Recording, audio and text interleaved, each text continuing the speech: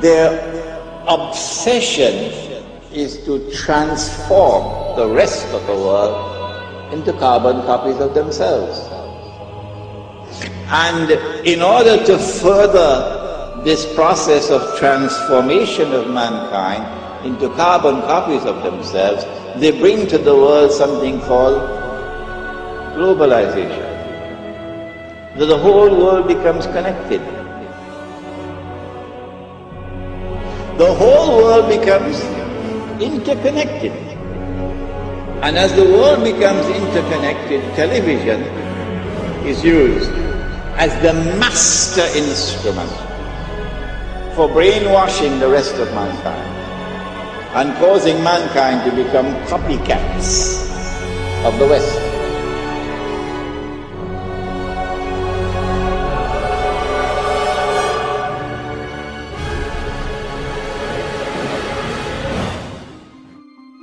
So in a sense, what we're seeing is using branding that is so enmeshed in our culture and in our lives as a way back into our own societies, a way to engage with globalization. Because if you pick up a shoe now, you have the story of globalization in your hand. You have leather that was maybe produced in Argentina, shipped to the Philippines, produced by a Korean subcontractor that went through a Hong Kong broker that was dealing with a company in Oregon. So you're looking at this thing, and if you can deconstruct it, if you can trace all the components through the global economy, and not only that, but find out how much that company that's selling you that shoe spent on advertising last year, and how much money they paid a superstar athlete to sponsor them, then you have the disparities of the global economy in miniature, the winners and the losers.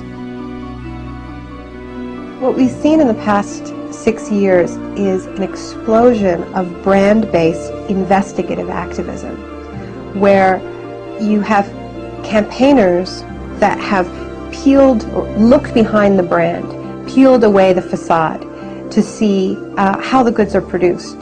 There are labor groups in the United States that have sponsored tours of Nike workers, of Gap workers, going to U.S. campuses, to community centers, to tell people how their products are produced. And of course, this is very uncomfortable for these companies, because even though they are the engines of globalization, they don't really believe in globalization, not this kind of globalization, right? I mean, their whole system depends on the world of production and the world of consumption staying safely apart, and there not being this connection at the grassroots where we learn the secrets behind our shiny, perfect, airbrushed global world. So now these brands have become, in many ways, the most visible targets of globalization, so much so that whenever you see a protest, during a protest, there'll be a line of riot cops guarding the Starbucks, guarding the Gap, guarding the McDonald's. And this strikes me as tremendously symbolic, somehow, that they're guarding the facade, the entry point into the world of globalization. And what this activism is doing is it's putting them together. And it's going to the shiny facade of the brand outside the mall, outside the superstore, and saying, we know how your products are produced. That's what these campaigns do. They make globalization real. They say, it's about the food that you eat, it's about the clothes that you wear, it's about the toys you buy your kids.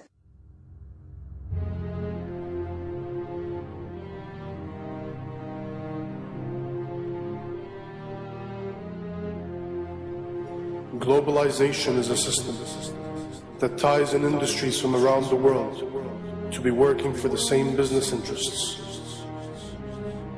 A machine, globally fulfilling the needs of the few, teaching you that humanity will perish without it.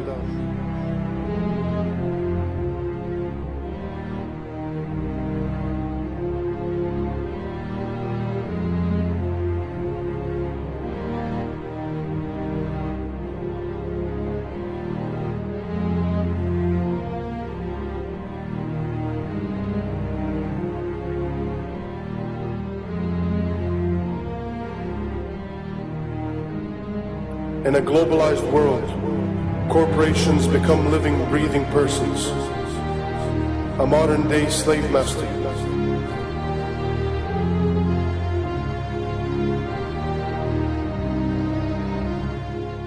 These are a special kind of persons which are designed by law to be concerned only for their stockholders.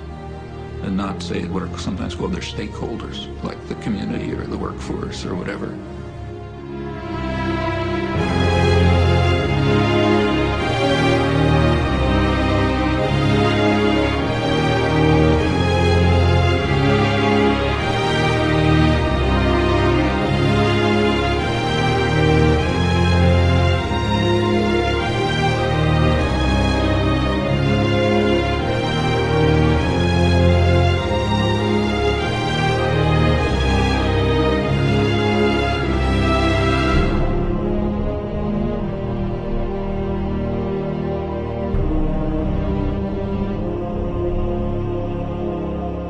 We are deceived into believing that without the system, we won't survive. But in fact, the system won't survive without our support. Just like a beehive, it needs its drones. People who will never ask questions, people who will never step out of line, who will begin to need the prison they are in, depend on it,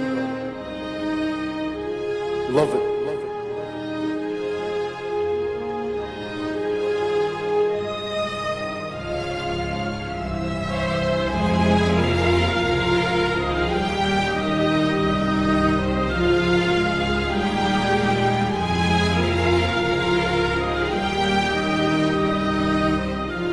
Have we lost our humanity? Have we become the gears of the machine? A machine which only survives by feasting on us, guzzling us up, digesting us, only to excrete out its capital.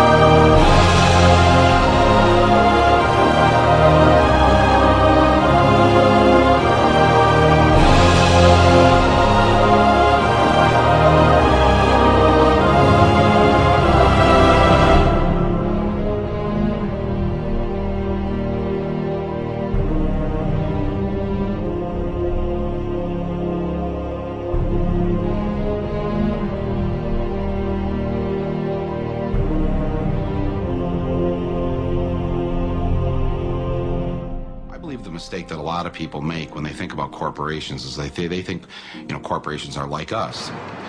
General Electric is a kind old man with lots of stories. Nike. Young. Energetic.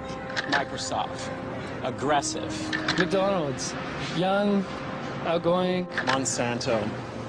Immaculately dressed. Disney. Goofy. The Body Shop. Deceptive. They think they have feelings, they have politics, they have belief systems. They really only have one thing, the bottom line. How to make as much money as they can in any given quarter. That's it. Of course they make a profit, and it's a good thing. That's the incentive that makes capitalism work, to give us more of the things that we need.